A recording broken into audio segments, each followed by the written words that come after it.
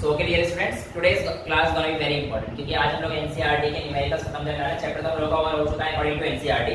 अभी आप लोगों को जेईई मेंस वगैरह के टॉपिक रहते हैं, नीट के टॉपिक होते हैं, उसमें कुछ अलग से स्पेशल फॉर्मूले आते हैं। इसमें आपके इक्विवेलेंट मास के बाद लॉस इनफिनिट लॉ और भी हैं दो चार, वो चीजें हम आपको जो है जब चैप्टर खत्म हो जाएगा तो एक सेशन उसमें बना देंगे कि जो आपका नीट में आएंगे कॉम्पिटिशन बेस्ड क्वेश्चन जो रहने वाले हैं, एक क्वेश्चन स्टेट बना के 1 घंटे का उसका आपको ओवरव्यू दे देंगे तो आपको कोई प्रॉब्लम नहीं है, राइट। बट एनसीईआरटी मैंने पहला बोला है कि आपकी बाइबल है, इस एनसीईआरटी को हमें जरूर करना है और इसके क्वेश्चंस आज हम लोग मान के चलिए 35 36 जितने भी क्वेश्चन हैं इसके 36 क्वेश्चन, इनको हम लोग कोशिश करेंगे कि आधे घंटे के अंदर खत्म कर दें। हाँ मतलब आधे घंटे से मतलब आधे घंटे 36 क्वेश्चन 1 मिनट से भी कम। हाँ बेटा प्रैक्टिस इतनी होनी चाहिए कि आप 1 मिनट से भी कम क्वेश्चन करो। कुछ ही क्वेश्चन तो है सॉल्व करने लायक और उसमें भी टाइम लगाओगे।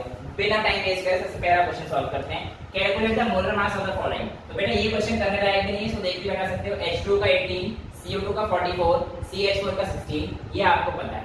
नेक्स्ट है क्वेश्चन नंबर 2 जिसमें आपको बोला जा रहा है calculate the mass percent of different element present in sodium sulphate. कुछ नहीं करना है, सोडियम सल्फेट Na2SO4, इसमें आपको 3 एलिमेंट दिख रहे हैं, एक Na, एक S, एक O4। तीनों के मास ऐड कर लेना, 23 × 2 + 32 + 64। इस सब को ऐड कर देंगे तो लेट्स से x आए, x आपका टोटल मास है। अब आपसे पूछेगा इसमें अमाउंट ऑफ Na कितना है, तो आप Na के 2 मोल दिख रहे हैं आपको, तो 23 इसका molar mass * 2 upon total mass, ये आपके पास वैल्यू आ जाएगी। सिमिलरली S की निकालिए तो कितना आ जाएगा बेटा, S का कितना होता है 32, सल्फर का 32 अपॉन टोटल, ऐसे ऑप्शन का 64 अपॉन टोटल। आपका सेकंड क्वेश्चन हो चुका है। 1.3 हम लोग पहले भी कर चुके हैं, लेकिन एक बार फिर से कहा था जिन्होंने पिछली वीडियोस नहीं देखी उन बच्चों के लिए। Determine the empirical formula of an oxide of iron which is 69.9% iron. बेटा 69.9 ग्राम आयरन ले लेता हूं। उसमें पहले सबसे पहला स्टेप ये होता है, जो परसेंटेज दे रखा है उसको आपको मास में कन्वर्ट करना है, और दूसरा हमारे पास 30.1 ग्राम डाइऑक्साइड। अब हमें क्या करना होता है, इनके एलिमेंट मास को डाइऑक्साइड दिया 32 मत लेना, ये गलत कर देगा बेटा आपके क्वेश्चन को, ठीक है। तो आप इसको आप डिवाइड कीजिए 55.86 से और इसको आप डिवाइड कीजिए ऑक्सीजन का मास यानी कि 16 से। तो जब आप इसको काटेंगे तो यू विल फाइंड कि आपके पास यहाँ पे 16 14 समथिंग बचेगा और ये आपके पास 1.88 आएगा और ये आपके पास 1.25 आएगा। अब आपके पास क्या आने वाला है, रेशियो आने वाला है कि जब आप छोटे वाले नंबर से डिवाइड करोगे अब दोनों को, तो 1.25 से दोनों का डिवाइड कर देंगे तो इधर का आ जाएगा 1 और इससे डिवाइड करेंगे तो बेटा इधर आएगा 1.5। बट अब गड़बड़ हो गई, ये सारा एफी का चल रहा है, ये होगा। और मैंने कहा था ऐसे केस में हम लोग पॉइंट वाले को नहीं रख सकते, तो हमें क्या करना पड़ेगा, मल्टीप्लाई बाय 2 करना पड़ेगा। तो यानी कि हमारे पास ये नंबर हो जाएगा 2, ये हो जाएगा 3। तो ये क्या बन जाएगा बेटा आपके पास फॉर्मूला Fe2O3। यहां तक तो हम लोग कर चुके थे। अब आगे कुछ और कह रहा है क्या, तो आगे नहीं कह रहा है, आगे दूसरा क्वेश्चन में कहेगा। क्वेश्चन है 4 calculate the amount of carbon dioxide that will be produced जब 1 mole of carbon is burned in air. बेटा हमारे पास क्वेश्चन नंबर 4 बनेगा जब ये कहता है कि 1 मोल कार्बन हवा में उड़ा दिया है, हवा में उठा दिया है कार्बन को, तो कितना प्रतिशत, माफ कीजिएगा कितना अमाउंट ऑफ कार्बन डाइऑक्साइड बनेगा। 1 मोल से 1 मोल ही बनेगा, सीधी बैलेंस है, कोई दिक्कत नहीं। यानी कि 1 मोल से मास कितना बनेगा, 1 मास आपको निकालना है अपॉन मोलर मास। वही फार्मूला आपका number of moles mass upon molar mass, x upon 44। तो कितना ग्राम बनेगा बेटे, 44 ग्राम। इसको x लिख लीजिएगा, मोलर मास 44, आपका आंसर आ चुका है x 44 ग्राम। दूसरा बोलता है 1 mole carbon is burned in 16 gram of dioxide. बेटा 16 ग्राम डाइऑक्साइड में नंबर ऑफ मोल्स कितने हैं, आइए देखते हैं। 16 अपॉन 32 यानी कि 0.5। ओहो यहाँ पर तो केस आ जाएगा लिमिटिंग रिएजेंट का, ये 1 मोल है, ये 0.5 मोल है, तो अब इसका रोल प्ले इस CO2 कितना बनेगा, कौन करेगा, लिमिटिंग रिएजेंट करेगा। तो यानी कि हमारे पास 0.5 मास अपॉन मोलर मास आ जाएगा। तो यहाँ पर x की वैल्यू कितनी आ जाएगी, 22 ग्राम आ जाएगा। नेक्स्ट क्वेश्चन है 2 मोल कार्बन के बर्न किए हैं 16 ग्राम डाइऑक्साइड में। कोई दिक्कत नहीं है, इसके 2 मोल हो जाए कितना, इसको 16 ग्राम किया तो आपने 0.5। अब भी लिमिटिंग रिएजेंट ये है, ये एक्सिस रिएजेंट हो जाता है, ये आपको पता है। तो इसलिए जो हमारे पास लिमिटिंग रिएजेंट है वही हमारे प्रोडक्ट फॉर्मेशन को डिपेंड करता है, इसलिए अभी आपका आंसर कितना आएगा, 22 gram. This is the answer for question number 1.4। So ये आपके पास 1 2 3 4 हो गया है। गेट ऑन द जल्दी एक्सप्लोर हो जाओ, फटाफट से कर लो। मुझे पता है पिछली 2-3 वीडियो से आपको भी पता था कि ये हेल्थ थोड़ी सी ज्यादा हो जाती थी, but now I am back and अब बिल्कुल ठीक है। एनर्जी बिल्कुल सब बिल्कुल फर्स्ट क्लास है दोस्तों, टेंशन ना लो। तो 2-3 वीडियोस में पिछले अगर कोई जो एक आध गलती हो गई है, थोड़ी सी एनर्जी लो थी, I am very sorry for that, but it don't happen. बहुत आप लोगों का प्यार आशीर्वाद है, कोई दिक्कत नहीं, इतनी जल्दी बीमार नहीं होने वाले हम। कभी-कभार हो जाता है इसलिए नहीं, क्या दिक्कत है। Calculate the mass of sodium acetate. अगला क्वेश्चन है हमारे पास मास ऑफ सोडियम एसिटेट निकालना है। कुछ नहीं करना, मैं 7 फॉर्मूले से कराऊंगा, तुम्हारी कसम, अब मेरी कसम। हां डर जाओ। कैलकुलेट ये सर के दूसरा फॉर्मूला निकालते हैं, अबे उससे अलग कुछ नहीं निकलेगा, टेंशन ना लो। मास निकालना है बेटा आपको। अब यहाँ पे देखो कुछ भी दिक्कत नहीं है, आपको निकालना है molarity into volume is equals to mass upon molar mass. अलग फॉर्मूला तो नहीं है ना बेटा, नहीं।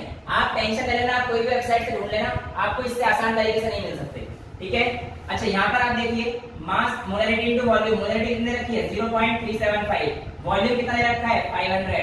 अभी एमएल में दे रखा है, लीटर में कन्वर्ट करेंगे तो 1000 से मल्टीप्लाई करनी पड़ेगी, इज इक्वल्स टू मास कितना दे रखा है हमें, मास निकालना है सर x है, और सोडियम एसिडेट का मोलर मास दे रखा है 82.0245। आप x की वैल्यू को सॉल्व कर लीजिए, आपका आंसर आ चुका है सामने।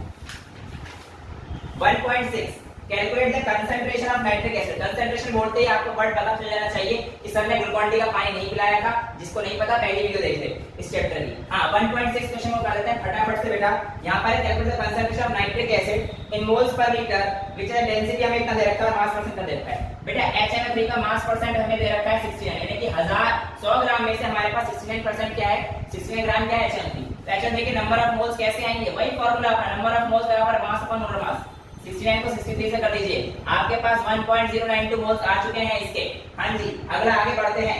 ये कहता है हमारे पास अगर इसकी डेंसिटी कितनी दे रखी है 1.41 ग्राम पर ml। तो बेटा आपसे पूछा है, बताइए क्या पूछा है, मोलैरिटी कितनी होगी। क्या करना है, कुछ नहीं करना है यार।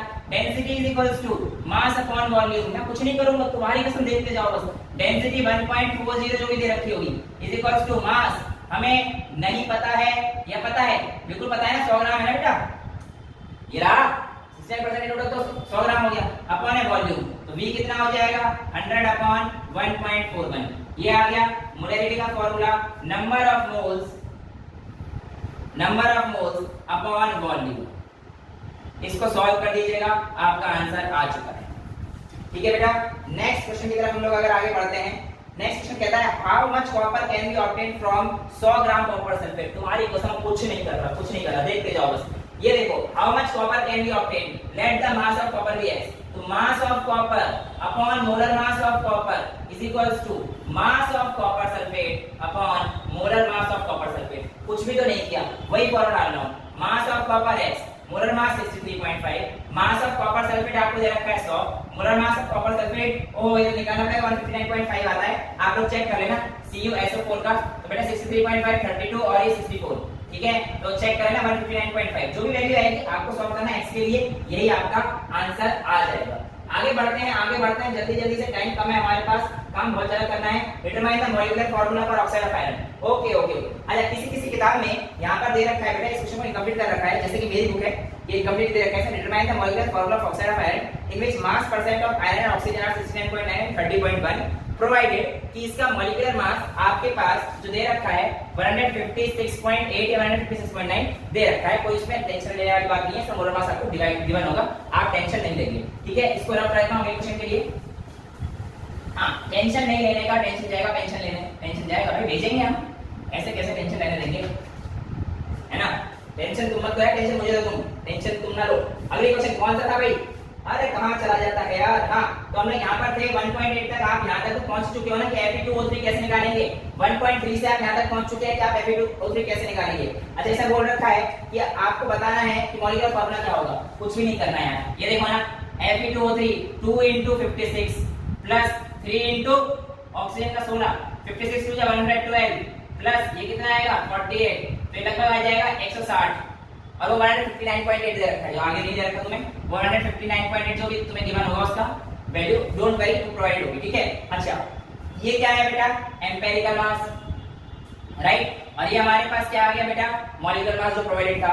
अब आपको n * empirical formula is equals to molecular formula, तो n is equals to molar mass upon empirical mass, right. n is equals to molar mass upon empirical mass. Molar mass कितना गिवन है 159.8 गिवन रहेगा ये, ठीक है। मेरी book में नहीं दे रखा इसलिए डेटा एग्जैक्ट है, तो जिसके नहीं दे रखा वो प्रोवाइड रहेगा, टेंशन ना लें। और एम्पिरिकल फार्मूला मास हमारे पास कितना आया, लगभग 160। अगर मैं इसको 155.8 लेता, 55.89 लेता तो और अच्छे से ही आता, बट ये ठीक है अप्रोक्सीमेटली 1 के इक्वल है, तो इसका n 1 आ गया। तो जो इसका एम्पिरिकल फार्मूला था वही हमारे पास empirical is equals to molecular formula हो जाएगा, तो इसका आंसर क्या आ जाएगा Fe2O3 ही बन जाएगा।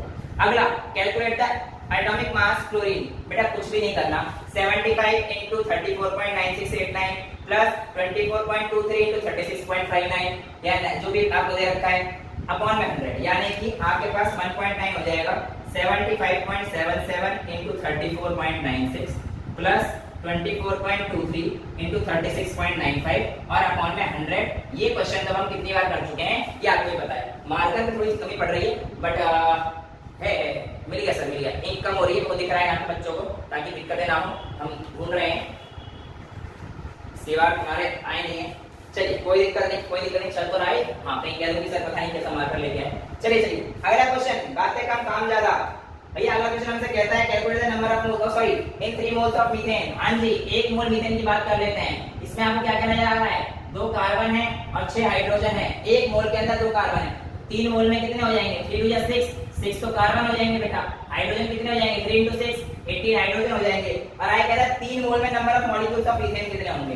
अरे बेटा ये अलग क्वेश्चन है, 3 मोल में 6 इतने मत लीजिए number of molecules of methane, कहां दिमाग अलग है ना। 3 मोल में कितने नंबर ऑफ मॉलिक्यूल्स होंगे ये निकालना तुम्हारे टीचर ने तुमको नहीं सिखाया क्या। अरे मैं कह रहा हूं, मैंने सिखा रखा है ना। Number of moles equals to number of molecules upon Na। Number of molecule पूछ रहा है तो Na को डिवाइड मल्टीप्लाई कर देना 3 से, आपका आंसर आ चुका है। अगले क्वेश्चन में पढ़ते हैं फटाफट से। What is the concentration, concentration बोले तो शाबाश बेटा, मोलैरिटी। तो कंसंट्रेशन बोले तो शुगर की निकालनी है आपको, इससे 20 ग्राम डिसॉल्व हुआ है वाटर और फाइनल वॉल्यूम दे रखा है। कोई दिक्कत नहीं, कंसंट्रेशन निकालनी है यानी कि आपको मोलैरिटी निकालनी है इनटू वॉल्यूम बराबर मास अपॉन मोलर मास, यही कर देना है आपको क्वेश्चन नंबर 1.11 में। मोलैरिटी आपको गिवन है, निकालनी है सॉरी, वॉल्यूम आपके पास 2 लीटर आने वाला है, मास आपको गिवन है 20 ग्राम और C2H2 हो जाएगा 342 होता है। इसे आप 342 ले लेंगे, आप सॉल्व कर यहाँ पर आराम से m को निकाल सकते हैं, मोलैरिटी आपकी आ जाएगी। 1.11 क्वेश्चन होगा। क्वेश्चन नंबर 1.12, एक डेंसिटी ऑफ मिथेनॉल, आपको डेंसिटी दे रखी है मिथेनॉल की, कितनी दे रखी है बेटा 0.793, ये आपको डेंसिटी दे रखी है। आपसे पूछा है वॉल्यूम कितनी लगेगा, आपको अगर 2.5 litre of its 0.25 molar solution बनाना है, क्या कोई फॉर्मूला और यूज करूंगा, नहीं सर आप तो वही करने वाले हो। अब तो हमें पता पड़ गया है कि मोलैरिटी इनटू वॉल्यूम को मास अपॉन मोलर मास के इक्वल रख दो। आपने तो सर परेशान ही कर दिया इस फॉर्मूले से। बेटा मैंने क्या बोला था, 7 फॉर्मूले याद कर लो, पूरी केमिस्ट्री स्ट्रांग हो जाएगी। कोई जरूरत नहीं है ज्यादा भागने की, उन्हीं से मैं इक्विवेलेंट बेस, उन्हीं से मैं एन फैक्टर, सारी चीज मैं उन्हीं से कैलकुलेट करा दूंगा, आपको ज्यादा जाने की जरूरत नहीं है, ठीक है, कोई टेंशन नहीं। तो 2.5 लीटर ये हो गया। तो आपके पास वॉल्यूम दे रखा है 2.5, molarity 0.25, 0.25 into 2.5 is equals to, mass निकालना था क्वेश्चन में 1.12, वॉल्यूम निकालनी थी। अब बेटा मास कैसे निकालते हैं, देखिए मास को मैं कह सकता हूं density is equals to mass upon volume होता है, तो मास को मैं वॉल्यूम इनटू डेंसिटी लिख देता हूं, volume into density upon molar mass of ethanol. Ethanol ही बोला गया है हमारे पास, ओ इट्स मिथेनॉल, तो CH3OH, CH3OH 12 + 3 15 + 16 31 और 1 32, अंग्रेजों के लिए it's 12 + 3 + 16 + 1, so it will be equal to 32। So इसको भैया ये यहाँ पे वॉल्यूम इनटू डेंसिटी, डेंसिटी आपको गिवन है, वॉल्यूम आप निकाल लेना, मोलर मास आपका आ चुका है, आपका आंसर आपके सामने आ चुका है। अगली तरफ बढ़ते हैं, 1.13 की ओर। 1.13 अगर हम लोग देखते हैं, कल बेचारा एक बच्चा कह रहा था सर आप डस्टबिन में यूज करते हो, अरे बेटा मार्कर भी तुम्हारा दिया हुआ है, पकड़ा उतार दिया इसका, और दूसरा मार्कर ये भी तुम्हारा दिया हुआ है। थैंक यू सो मच जो आप लोगों ने मार्कर दिया, उन्हीं वजह से आज आपकी क्लास पॉसिबल हो रही है, वैसे और भी है बट जो आप देते हो बड़ा प्यार लगता है, इसलिए कह रहा हूं देते रहना। सर बड़े चालाक हो आप, क्या करें भाई, सीधे का दिमाग नहीं है। अच्छा आगे आगे आगे ए दलाई को बातें नहीं करा देगा। 1.13 देख रहे हैं कि खत्म हो रही है, मुझे वीडियो पॉज करके नहीं डालता फिर आता हूं। ओके आई एम सॉरी, आपको डिले हो गया, ज्यादा डिले नहीं हुआ तो मैं क्या करना है, एडिटिंग करने में टाइम लगेगा। 1.13 इसमें हम लोग बात करते हैं, pressure is determined as the force per unit area of the surface. Pressure is equals to क्या दे रखा है बेटा आपको, फोर्स पर यूनिट एरिया। अच्छा और आगे क्या चल रहा है हमसे, ऐसा unit of pressure pascal is shown below, 1 pascal is equals to 1 newton per metre square, ठीक है चलेगा। अभी कहता है हमसे अगर mass of sea level is 1034 gram per centimetre square, आपको बताना है कि इसका क्या होगा जब हमारे पास पास्कल है प्रेशर है। कुछ नहीं है, दिखाने की कोशिश कर रहे हैं। Pressure is equals to force upon area होता है। फोर्स क्या होता है, m into g, मास को किस जी मतलब acceleration due to gravity upon में एरिया, ये हमारे पास होता है। आपको मास कितना दे रखा है 1034, लेकिन ये ग्राम में दे रखा है, तो आप इसे 1034 को पहले 1000 से डिवाइड कर दीजिए या 1.034 लगाइए, कोई दिक्कत नहीं। उसके बाद आप यहाँ पर g की वैल्यू में 9.8 की मल्टीप्लाई कर दीजिए। ऐसा यूनिट हमारे पास रहना चाहिए, मीटर में रहना चाहिए, प्रेशर की ऐसा यूनिट पास्कल है, तो हमारे पास सारी टर्म एमकेएस होनी चाहिए। अब ये एमकेएस सीजीएस क्या है, फिजिक्स का चैप्टर 1 जल्द आ रहा है, टेंशन ना लो, उसमें आपको सारी चीज क्लियर करा देंगे। तो बेटा एमकेएस जो आपके पास है, जो आपकी सिस्टम है उसमें मीटर, किलोग्राम और सेकंड यूनिट, और सीजीएस जो होती है सेंटीमीटर, ग्राम और सेकंड यूनिट, ठीक है। तो उसमें हम देखेंगे, don't worry about it, mg upon area. बेटा ये सेंटीमीटर में मेरे को चाहिए, किसमें, मीटर में चाहिए, तो मुझे क्या करना पड़ेगा बेटा, यहाँ पर 1 सेंटीमीटर में कितने मीटर होंगे 1/100, तो ये अपॉन में सेंटीमीटर है, तो ये कितना हो जाएगा बेटा मेरे पास सेंटीमीटर -2 है ना बेटा, तो नीचे चला गया है। सेंटीमीटर का स्क्वायर सेंटीमीटर को मीटर में कन्वर्ट करने के लिए क्या करना पड़ेगा, इनटू 100 सेंटीमीटर का स्क्वायर हो गया ना 2 मीटर। बेटा ये नीचे सेंटीमीटर का स्क्वायर है, इसको मीटर स्क्वायर में खोलना है, तो 1 सेंटीमीटर 1/100, तो 100 तो ऊपर पहुंच जाएंगे दोनों। इतना कंफ्यूज मत हो, 9th क्लास में मैथमेटिक्स है, तो आपके पास इसको सॉल्व करोगे तो कितना आ जाएगा 1.01325 × 10 की पावर 5 पास्कल। तो हमारे पास ये आपका आंसर आ जाता है।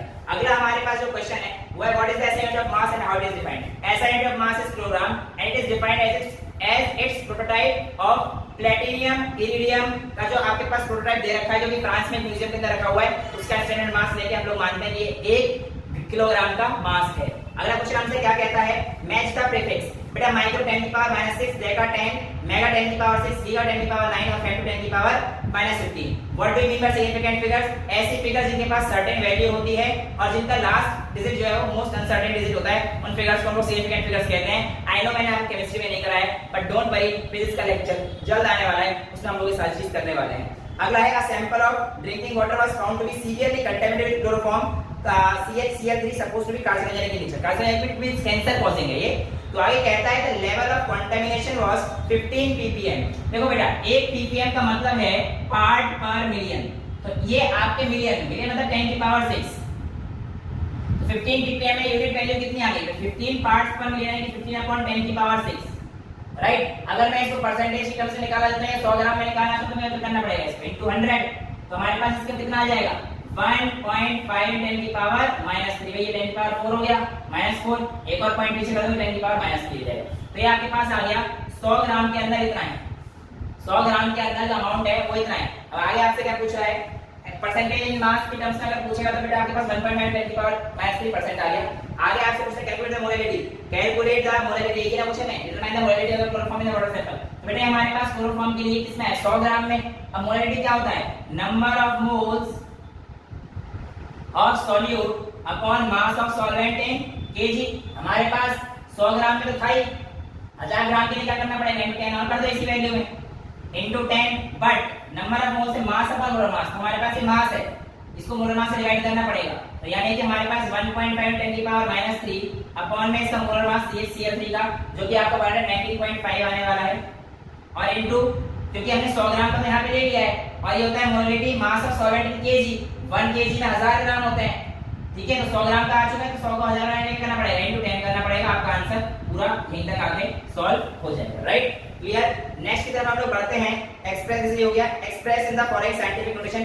प्लीज क्लास 8 की बात है, पॉइंट को आगे बढ़ाइए, 4.8 10 की पावर -3, 2.34 10 की पावर 1 2 3 4 5 5 8.00 10 की पावर 3, तो ये सारी चीजें आप लोगों को आती है, ये सब चीजें कोई दिक्कत नहीं रहेगी। How many significant figures are present in the following, पहले वाले में बात करेंगे तो 2, दूसरे वाले में 3, तीसरे वाले में 4, चौथे वाले में पॉइंट है, कॉमा है। बेटा ये कॉमा है, थोड़ी सी आगे कमजोर है मेरी, आई एम सॉरी, है कॉमा है, इसमें नहीं है, इसमें पॉइंट है, इसमें 3 है बस। अगले वाले में हमारे पास 4 है, पॉइंट की बात सिग्निफिकेंट होती है, और उसके अगले वाले में 1 2 3 4 5 है, ठीक है।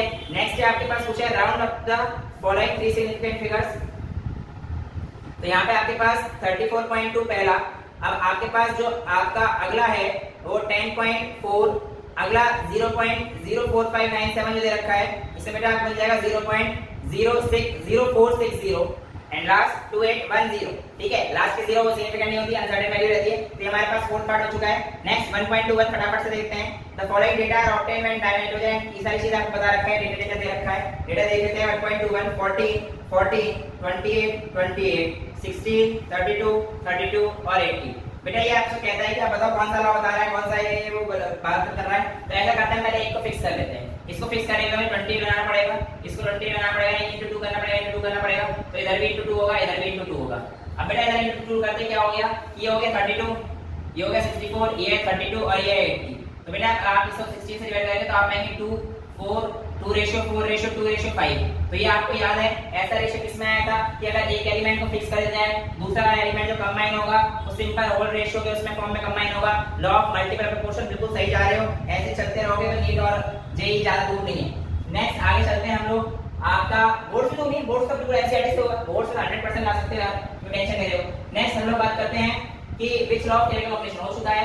Be fill in the blanks. 1 kilometre millimetre कर सकते हैं मिलीग्राम, 1 ml में बेटा याद रहे जितने लीटर होते हैं अपने डेसीमीटर क्यूब रहते हैं। Yes, so 1 ml is equal to 10 की पावर -3 लीटर एंड 10 की power -3 decimetre cube. It means आपको याद रहना चाहिए 1 लीटर बराबर 1 डेसीमीटर क्यूब के भी होता है। ओके, बस यही पे आपको दिक्कत है, बाकी तो आप कर सकते हो। If the speed of light is 3 10 की पावर 8 मीटर सेकंड और कैलकुलेट डिस्टेंस, तो आपके पास यहां पर जो क्वेश्चन है 22, इसमें कुछ भी नहीं करा रहा है। Speed is equals to distance upon time आपको निकालना है। हां, 2 नैनोसेकंड का मतलब हो गया 2 × 10 की पावर -9 सेकंड। ये आपको वैल्यू याद रखनी है। नेक्स्ट है in a reaction A + B2 gives AB2। Question number 23 मेरी किताब का, आप लोगों की किताब का पता नहीं। ये कह रहा है A + B2 ने आप लोगों को AB2 दे दिया। यहाँ पर देखो बेटा, एक atom of A is combining with 2 atom, यानी कि एक मोल हो चुका है, एक मॉलिक्यूल हो चुका है, एक मोल नहीं सॉरी एक मॉलिक्यूल हो चुका है। Atoms combined to form molecule to give a compound AB2, यानी कि एक एटम एक मॉलिक्यूल के साथ कंबाइन कर रहा है, राइट। तो यहाँ पे आप लिख सकते हैं इसमें इक्विवेलेंट क्या है, 1 atom is equals to 1 molecule. ठीक है, अच्छा अब क्वेश्चन क्या कहता है 300 एटम्स ऑफ A, इसके 300 एटम्स इस combining with 200 molecules of B। आपको बताना लिमिटिंग रिएक्ट कौन सा है, तो ऑब्वियसली बात है बेटा ये ज्यादा ही होगा ना, एक एक के बराबर है, तो इसलिए ये लिमिटिंग है। जो 100 एक्सेस है एक, तो इस टाइम हमारे पास कौन सा लिमिटिंग हो गया, B2 लिमिटिंग है, यानी कि B मॉलिक्यूल लिमिटिंग है पहले वाले केस में। दूसरे में 2 मोल ऑफ A और 3 मोल ऑफ B बिल्कुल बराबर बराबर कंबाइन हो रहे हैं, इसलिए बेटा हमारे पास A लिमिटिंग हो जाएगा। अगले वाले में थर्ड क्वेश्चन में 100 atoms of 100 molecules of B, कोई भी लिमिटिंग नहीं, कुछ नहीं बचेगा। और उसके अगले वाले में 5 मोल A + 2.5 मोल B, इसमें आपको दिख रहा है कि A के ज्यादा है B के कम है, तो B कम हो जाएगा और उसके अगले वाले में A कम हो जाएगा। तो ये मैंने आपको लिमिटिंग रिएक्शन के टर्म्स बताए हैं। ठीक है, नेक्स्ट क्वेश्चन करते हैं 1.24। आपकी बुक में कुछ चुनिंदा क्वेश्चन, मतलब बहुत ज्यादा टफ तो कोई से भी नहीं है एनसीईआरटी में। 1.24 एक छोटा सा ऐसा है जो मैं आपको करा चुका हूं, बट बिल्कुल एग्जैक्ट ऐसा क्वेश्चन नहीं कराया मैं। याद करो सेकंड लेक्चर से चॉकलेट आपको नहीं मिली थी, है ना, पर तो मैं समझता हूं बच्चे खा गए थे बाद में, एंड में हां लेके चले गए ना, डब्बा भी छीन लिया था मेरे से। ये जो शांत से दिखते हैं, शांत है नहीं कोई सभी, तो कोई दिक्कत नहीं। नेक्स्ट हम लोग देखते हैं कि क्या कि भैया N2 + H2 ने आपका 2NH3 दिया, राइट। अब आपको बताना है एक्चुअली कि अमोनिया कितना बनेगा अगर 2 × 10 की पावर यानी कि 2000 ग्राम नाइट्रोजन रिएक्ट किया है 1000 ग्राम हाइड्रोजन के साथ। बेटा number of moles N2 plus पहले बैलेंस कर देना, ठीक है। अब आप इसकी लिमिटिंग रिएक्ट निकाल देना, इसे 28 से डिवाइड कर देना और इसको 3 2 6 से डिवाइड कर देना। आप पाओगे कि ये छोटा है, मैं वैल्यू बता देता हूं, आप पाओगे ये छोटा है, तो ऑब्वियसली इसका लिमिटिंग रिएक्ट है, तो NH3 का बनना किस पे डिपेंड करेगा, तो इस पे करेगा। कितना बनेगा ये तो पूछा है, तो आप कैसे करोगे, mass upon mass of limiting react is equal to mass upon mass of this. भैया 2000/28 is equals to mass upon molar mass 34। यहां से आप x निकाल देंगे, भाई 70 इसका मास × 2 स्टोइकियोमेट्री को हम लोग मल्टीप्लाई करते हैं, ठीक है, x/34। अब इसने ये पूछा है कि क्या कुछ बचेगा, और बचेगा तो कितना, देख लेते हैं। देखो बेटा, इस रिएक्शन में से जितना हाइड्रोजन रिएक्ट करेगा वो तो कंज्यूम हो जाएगा और बचा हुआ सारा एक्सेस में चला जाएगा। अब जब आप इसका मतलब इससे इसको भी तो निकाल सकते हो, कितना बचेगा, आइए देखते हैं। तो मास अपॉन मोलर मास की लिमिटिंग रिएक्ट तो यही है, इज इक्वल्स टू, अब इसका हम लोग 1000 ग्राम नहीं लेंगे, इसका मतलब कितना रिएक्ट किया है, तो कितना रिएक्ट करने के लिए इसके नंबर ऑफ मोल्स से मास अपॉन मोलर मास को इसके नंबर ऑफ मोल्स के इक्वल रखें, तो is equals to mass of hydrogen upon molar mass of hydrogen यानी कि 6। यहां से आप अगर सॉल्व करेंगे तो आपको पूरा एग्जैक्ट तो याद नहीं है, 428 या 492 समथिंग x की वैल्यू आती है, इनटू इसे कर देंगे और इसे 20 से डिवाइड करेंगे तो आपको 428 या 492 जो भी वैल्यू आ जाएगी, इतना ग्राम रिएक्ट हो गया। अब जब इतना ग्राम रिएक्ट हो गया, बचा कितना, यहाँ पे देखो ना, 1000 ग्राम में से 1000 ग्राम में से जो ये x की वैल्यू आएगी यहाँ से, I am not sure about the value but 492 या 428 में से एक है, एग्जैक्ट डेटा अभी स्ट्राइक नहीं कर रहा है। सो 1000 में से इसको माइनस कर दीजिएगा आप x को, तो आपके पास आपका आंसर आ जाएगा कि कितना बचा, कंज्यूम कितना हुआ वहीं से आ जाता है। ओके, नेक्स्ट हम लोग बढ़ते हैं। How are 0.50 mole Na2CO3 and 0.50 mole Na2 पहले बोल रहे हैं 0.50 मोल, ये कितना है? तो बेटा देखो ना 0.50 mole of Na2CO3 equals to mass upon molar mass करके देखिए, तो यहाँ पे आप पाओगे कि 106 है, तो यहाँ पे आपको दे रखा है कि 0.50 मोल का मतलब है कि इसमें 53 ग्राम Na2CO3, राइट, बट 0.50 मोलर का मतलब है कैपिटल में यहाँ पे मोल दे रखा है, राइट, इसका मतलब है 0.50 mole per litre is present in the solution per litre of Na2CO3, sodium bicarbonate दे रखा है, क्या देखा है, सोडियम कार्बोनेट दे रखा है, हाँ, तो बेटा Na2CO3 का 0.50 मोल का क्या मतलब है कि इतना मोल per litre is present in the solution, इतना मोल per litre of Na2CO3 is present in the solution, इस बात का मतलब ये होता है, और इस बात का मोल का मतलब होता है कि इसका मास कितना है 50। This is how they are different. Next है हमारे पास if 10 volumes of dihydrogen gas, क्या बोल रहा है, 10 volumes of dihydrogen gas reacts with 5 volume of oxygen gas to produce कितना वाटर। याद कीजिए आप लोगों को मैंने जब ये न्यूसेक्स लॉ ऑफ कांस्टेंट वॉल्यूम पढ़ाया था, उसमें क्या था 100 ml of H2 reacts with 50 ml to give 100 ml, 10 reacts with 5 to give 10। बेटा याद है ना, ये न्यूसेक्स ऑफ कांस्टेंट वॉल्यूम जो हमारे पास वैल्यू आएगी आपको लगेगा कि लॉ ऑफ मास ओए इसो पे कर रहा है, पर ऐसा नहीं है, इसके 5 मोल ही यूज होंगे, बाकी एक्सेस रह जाएंगे, तो ये हमारे पास 10 ही देगा, 2 मोल 1 मोल के साथ कंबाइन होकर 2 मोल H2 को बनेंगे, राइट। अब आगे बढ़ते हैं हमारे पास convert the following to basic unit 28.7 picometre, सबको मीटर में कन्वर्ट कर देना, इसको कन्वर्जन टेबल नहीं आती है, डोंट वरी, फिजिक्स के अंदर ही एटो योटो जेटो सब करा देंगे, पेंटो एंटो पेनो समझ जाओ, मैं करा देंगे, इसकी टेंशन मत लो, माइक्रोग्राम मिलीग्राम ये सब चीजों कोई दिक्कत नहीं आएगी। 1.28 पर पढ़ते हैं, which are the following is the largest number of atoms, सबसे ज्यादा नंबर ऑफ एटम्स किसका है, नंबर ऑफ एटम्स इक्वल होता है मास अपॉन मोलर मास के, मास अपॉन मोलर मास सबका बंद दे रखा है, बस मोलर मास देख लो किसका सबसे छोटा है, इन तीनों में सबसे छोटा लिथियम का है, तो आपका आंसर लिथियम आ गया, बट आपको करके देखना पड़ेगा, करके देख लेना, जिसका मोलर मास सबसे कम है उसके नंबर ऑफ एटम्स जो है क्या होंगे, लार्जेस्ट नंबर, क्योंकि इसका डिनोमिनेटर छोटा उतना वैल्यू बड़ी है ना, बच्चों वाली बात है ना, करा करो, 28 हो चुका है, ठीक है। Next 29 1.29 calculate the molarity of the solution of ethanol in water, molarity बतानी है in which the mole fraction of ethanol is 0.040, ठीक है सर, बहुत आराम से कर लेंगे। देखिए मोल फ्रैक्शन का की वैल्यू होती है N2 upon N1 plus N2, N2 solute यानी कि हमारा इथेनॉल जो कि हमें नहीं पता, N1 सॉल्वेंट, बट हमें सॉल्वेंट तो नहीं पता, बट नहीं पता तो 1 लीटर में तो है इथेनॉल इन वाटर का सॉल्यूशन जो हमारे पास स्टैंडर्ड माना गया है वो 1 लीटर है। अब 1 लीटर में कितने ग्राम होते हैं, 1000 ग्राम एप्रॉक्स, पहले बताया ना होते नहीं है, मान के चलते हैं, बट हाँ 1 लीटर में 900 कुछ ग्राम होते हैं, बट एग्जैक्ट जो वैल्यू है 1000 ग्राम से कम रहती है। यहाँ पे आप number of moles of water निकाल लीजिए, 1000 ग्राम नंबर ऑफ मोल्स से निकालोगे, 1000 ग्राम मास अपना उसका वाटर का मोलर मास 18, तो आ जाएगा 55.5, ठीक है। मोल फ्रैक्शन आपको दे रखा था 0.040 इज इक्वल टू N2 आपको निकालना है, N1 आपके पास आ चुका 55.5 प्लस N2, यहाँ से आप N2 निकाल सकते हैं, यह आपके आगे नंबर ऑफ मोल्स, और आप क्या निकाला था क्वेश्चन में, मोलैरिटी,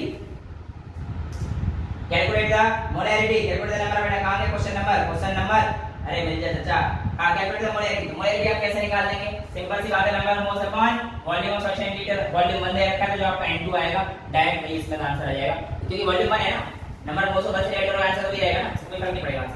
नेक्स्ट क्वेश्चन क्या कहता है हमसे, कहां गया question number 30, question number 30, what is the mass of 1 C12 atom in gram, एक C12 एटम इन ग्राम का की मतलब रहता है, बेटा एक C12 एटम का मतलब ये रहता है कि आपके पास ये 1 एटम दे रखा है, ऐसा मास पूछा है, तो mass upon molar mass is equals to number of atoms upon n, mass पूछा है x upon molar mass 12 is equals to number of atom यानी कि 1, और n की वैल्यू 6.02, तो आपके पास x की वैल्यू कितनी आ जाएगी, इसको इधर ले जाओ 12 को, number of atom 1 upon n है 6.02 × 10 की पावर 23, जो आपके पास आंसर आएगा 1.7 की पावर 23, वही आपके पास चेक कर लेना, जो वैल्यू आएगी वो आप कर लेना है।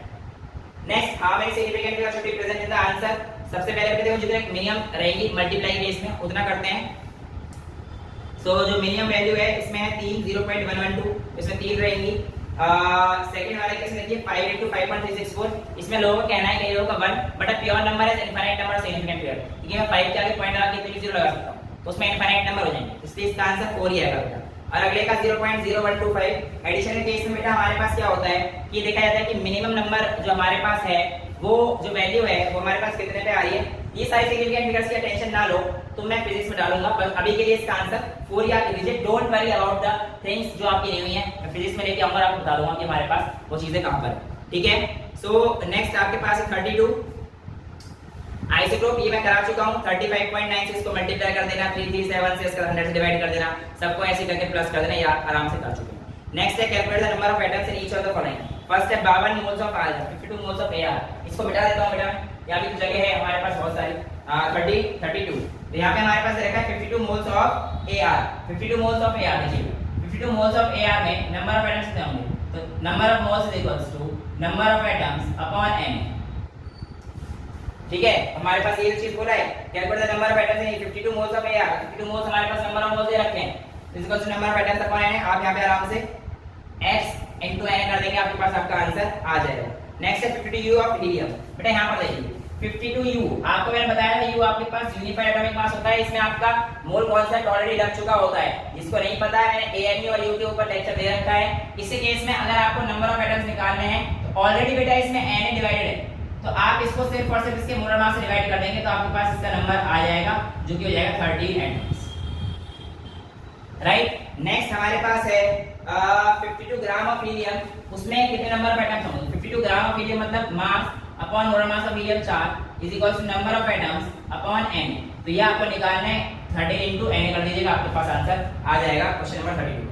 तो 33 का है, सॉरी 34। बट 34 पे मुझे रब करना पड़ेगा कि आपकी बुक में अगर कोई अच्छा क्वेश्चन है तो वो यही है, सिर्फ और सिर्फ 34, जिसमें आपको थोड़ा सा बहुत ज्यादा तो नहीं, क्योंकि बहुत ज्यादा हमारे पास है भी नहीं, दिमाग लगाना पड़ेगा।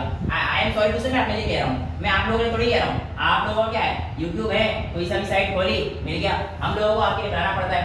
तो आप खुद ही समझ जाओ किस में दिमाग है और किस में नहीं है। सर आपको क्या लगता है, हम आपको कोई कहेंगे कि आप में नहीं है, वही कह रहे हैं। चलिए नेक्स्ट हम लोग बात करें 34। A fuel gas contains hydrogen and oxygen only. Burning a small sample of it in oxygen gives 3.38 gram carbon dioxide and 0.690 of water. 3.38 gram carbon dioxide and 0.690 gram पानी। कोई दिक्कत नहीं है यार, क्या करना है, मजे करने हैं। भाई इस कार्बन डाइऑक्साइड में कितना कार्बन होगा पहले ये निकालो। इस कार्बन डाइऑक्साइड में कितना कार्बन कैसे निकालो, mass of carbon dioxide upon molar mass is equals to mass of carbon upon molar mass of carbon, यानी कि बात मास कितना दे रखा है 3.38, मोलर मास कितना हो जाता है आपका, जल्दी जल्दी बोलते जाओ यार, 44 is equals to x upon 12। यहाँ से x की वैल्यू कितनी आ जाएगी, सॉल्व करोगे तो 0.92 समथिंग आ जाएगी, बिलीव नहीं आ जाएगी। यहाँ से हमारे पास जब 0.690 H2O करोगे तो फिर से वही कहानी, मास ऑफ H2O यानी कि 0.690 upon molar mass of H2O यानी कि 18 इज इक्वल्स टू x जो आपको निकालना है upon hydrogen, mass of hydrogen upon hydrogen. तो यहाँ पे हमारे पास 2, बिलीव मी x की वैल्यू 0.77 समथिंग आ जाएगी। ठीक है, अब इसमें वैल्यू रखा है gas contains carbon and hydrogen only. तो कार्बन एंड हाइड्रोजन ओनली का टोटल अमाउंट ऑफ गैस कितना आ जाएगा बेटा, total amount will be equal to 0.92 plus 0.77।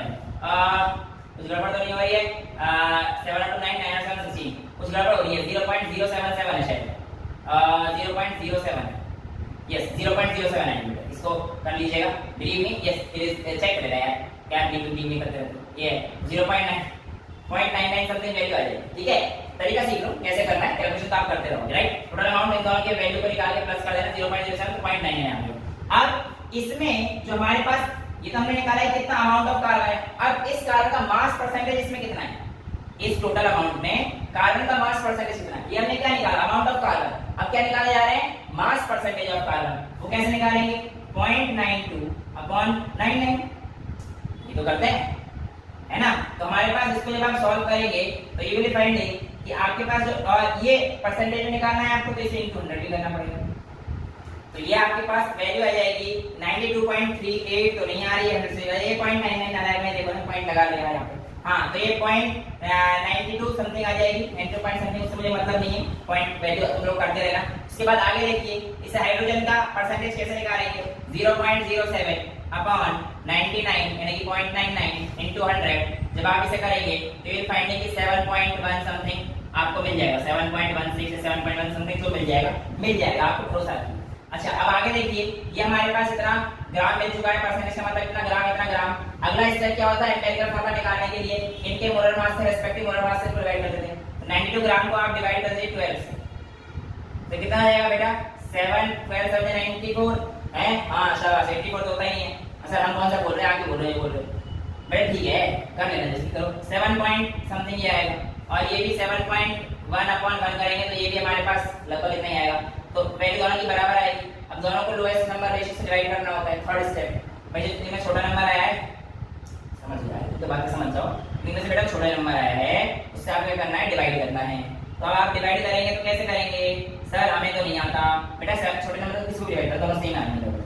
7.1 से डिवाइड करें, 7.1 से मतलब ये वैल्यू तुम्हारे पास जो आई मान के चलो 7.1 आ गई, 7.1 अब इतनी आई है अप्रोक्सीमेटली 7.1 7.167 समथिंग, दोनों को 7.1 से डिवाइड कर लो तो आपके पास ये फैक्टर के कितना आ जाएगा 1 1, यानी कि आपके पास कार्बन कितना है 1, आपके पास हाइड्रोजन कितना है 1, तो आपके पास फार्मूला क्या बन गया COH। तो इसका एम्पिरिकल मास कितना हो गया 12 + 1 13। आगे क्वेश्चन में और कुछ भी कहा है, आगे क्वेश्चन में हमसे कहा है कि आपके पास 0. a volume of 10 ml is found to weigh 11.6, a volume of 10 ml is found to weigh, यानी कि उसका मास दे रखा है 11.6। तो बेसिकली ये एसटीपी पर, तो V at STP upon 22.4 is equals to mass upon में मोलर मास। बेटा इसको ml को लीटर में कन्वर्ट कर लेना, ठीक है। तो 10 × 10⁻³ upon 22.4 is equals to mass 11.6 ग्राम को कन्वर्ट कर देना, और मोलर मास आपको निकालना है। जब आप इसे सॉल्व करोगे, इसे कन्वर्ट करके, तो आप पाओगे कि यहाँ पे HCl जो आपकी है 26, ठीक है। अब आपके पास n निकालना है, तो n आपके पास क्या आ जाता है बेटा, आपको पता होना चाहिए कि जो आपके पास ये एम्पिरिकल मास कहाँ है, 13 अपॉन मॉलिक्यूलर मास जो कि आपने निकाला 26 है ना। शाबाश बेटा, नलाय को उल्टा होता है, यानी कि मॉलिक्यूलर मास अपॉन एम्पिरिकल मास, ये n के बराबर आ जाएगा, तो ये 2 आ गया। अब हमारे हम सब जवाब गलती करो, नलाय को बोल दो, अरे ऐसा ही बोलना, हम गलती से कर दो। चलिए 13/2 आ गया ना, तो n की वैल्यू 2 आ गई, यानी कि इसका फार्मूला क्या हो जाएगा बेटा C2H2। तो ये आपके पास फाइनल इसका आंसर बन जाएगा। बस एक यही क्वेश्चन जिसका आपको दिमाग लगाना है, बाकी तो आप कहोगे सर इसके जो आगे 2 क्वेश्चन है ना वो भी नहीं हुए बेटा, वो मैं वही कराऊंगा जो मैं तुमसे अब तक कहता आया हूं। आई एम सॉरी यार, मिटा दिया, मेरे को पॉज कर देना, हल्का सा टाइम दिया होगा है ना, और उसमें छाप लेना, क्योंकि मैं थोड़ा सा मैं चाह रहा हूं कि तुम लोगों की वीडियो भी थोड़ी शॉर्ट आ गए। बट यार एक बात तो बिल्कुल तय है, अगर मैं वीडियो शॉर्ट करूंगा तो मैं ट्रिक्स वगैरह सिखाऊंगा, तो मैं तुम्हें केमिस्ट्री नहीं सिखा पाऊंगा, क्योंकि अब शॉर्ट कहां 10 मिनट में ये सारी चीजें हो पाएंगी यार। 1 मिनट का पीसीडी बना दे तुम्हारे डिस्कशन के लिए। नेक्स्ट हमारे पास ये है कैल्शियम कार्बोनेट ने इस तरीके से रिएक्ट किया, आपसे पूछा है कितना मास CaCO3 का रिक्वायर्ड है, क्वेश्चन तो तुम्हारे पास है ही, आपसे पूछा है कितना मास CaCO3 का रिक्वायर्ड है। तो mass of CaCO3 upon molar mass of CaCO3, CaCO3 का मास हमारे पास 100 होता है, तो मैं यहां पे मोलर मास ऑफ CaCO3 कितना मोलर मास रिक्वायर्ड है, तो completely to react completely 25 ml 0.75, 25 ml molarity into volume, तो भैया 25 ml ऑफ 0.75 मोलर, ये ml दे रखा है तो इसको लीटर में कन्वर्ट कर देना। आपको यहाँ से निकाल लीजिए 40 + 60 मास x जो आपको निकालना है, मोलर मास आपके पास कितना आ जाएगा बेटा 100 इज इक्वल्स टू 25 × 0.75 अपॉन 100, ये कर देना और आपका आंसर गलत आ जाएंगे। बेटा ध्यान रखिए, आपसे क्वेश्चन को एक बार ध्यान से पढ़िए, आपसे क्वेश्चन में कह रहा है what mass of CaCO is required completely इतना HCl। तो आप देखिए क्या HCl या CaCO3 पे जो कोई स्टोइचियोमेट्रिक कोएफिशिएंट तो नहीं है, अगर है तो उस स्टोइचियोमेट्रिक कोएफिशिएंट से इसको डिवाइड कर देंगे। जैसे CaCO3 के बीच तो कुछ भी नहीं है, लेकिन अगर आप HCl के पीछे देखोगे यहाँ पे 2 वैल्यू आ रही है, तो यहाँ पे जो आपके पास आंसर आएगा नीचे उसको 2 से डिवाइड कर दो, जो भी स्टोइचियोमेट्रिक कोएफिशिएंट है उसको आप डिवाइड कर देंगे, तो यहाँ पर आपका आंसर आ जाएगा। हां बिल्कुल ही किसी भी साइड पे जाओगे बहुत लंबा कर देना, ये ठीक है, कोई टेंशन नहीं, ठीक है। 35 हमारे पास हो चुका है, 36 इसी का सचेला भाई है, 36 इसी का सचेला भाई है। क्या कहता है आपसे, क्लोरीन ऐसे बनाया गया, आपसे पूछा how many grams HCl reacts with 5 gram of manganese dioxide, how many gram HCl, mass of HCl ये पूछ रहा है, upon molar mass of HCl, ये आपको पता ही है, is equals to MnO 5 gram MnO से रिएक्ट किया, Mn का मोलर मास 65 होता है, तो 5 ग्राम मैंगनीज ऑक्साइड, MnO2 55 + 32, ठीक है। डाइऑक्साइड को दे रखा है, किताब खोल के देखिए। अब आपसे ये निकालना है बेसिकली, और यहाँ पे आपको HCl जो वैल्यू रखी है उसमें 4 की मल्टीप्लाई रखी है, देखो स्टोइचियोमेट्रिक कोएफिशिएंट HCl का 4 है, तो x upon 4 × 36.5 HCl is equals to 5 upon 87, यहाँ से आप HCl निकाल देना, आपका आंसर आ चुका है और आपकी हो गई मल्टीप्लाई। अब बेटा यहाँ पर आप देखिए, ये जब मैं आपको एनसीईआरटी खत्म करा चुका हूँ, बट ये कुछ ऐसे फॉर्मूले हैं जो आप लोगों की आईआईटी या नीट के बच्चे तैयारी कर रहे हैं उनको दिक्कतें आती हैं। तो मैंने अपनी एनसीईआरटी नोट कर लिया है, डोंट वरी अबाउट एनीथिंग, कोई भी चीज स्किप नहीं होगी। जो भी आपकी आईआईटी जेईई हिस्ट्री आप प्रिपरेशन कर रहे हो, ये फॉर्मूले जो आपको अभी दिख तो नहीं पाएंगे बहुत लेके, इक्विवेलेंट वेट, ड्यूराउस-पेटिट्स लॉ, नॉर्मेलिटी है ना, एंड फैक्टर, ये सब चीजें क्या होती हैं, और प्रीवियस ईयर आईआईटी जेईई वगैरह के और नीट के क्वेश्चंस, ये हम लोग जो है एक वीडियो बनाते हैं इसकी भी, आप टेंशन ना लीजिए। बट आपका chapter 1 from NCERT has been almost completed, almost के मैंने अपनी कोशिश करी पूरी तरह से। बट इफ यू फील कि हां यहाँ पे इम्प्रूवमेंट है, एक दो बीच में दो तीन लेक्चर थोड़ा डल थे, I am really sorry for that, but it won't happen from next time, पक्का नहीं होगा, डोंट वरी, ठीक है। पर रेगुलरली रखनी जरूरी थी, बट कोई दिक्कत नहीं, यहां तक आपका चैप्टर खत्म हो चुका है। आपसे पहले वीडियो में ज्यादा बातें नहीं, काम शुरू भाई, बातें कम, काम शुरू कर दो और सिलेक्शन लेके घर निकलो अपने। चलिए आपसे मिलते हैं अगले वीडियो में। फिजिक्स की हमारे पास आने वाली है, शुरू होने वाली है, जल्दी आपसे मिलेंगे।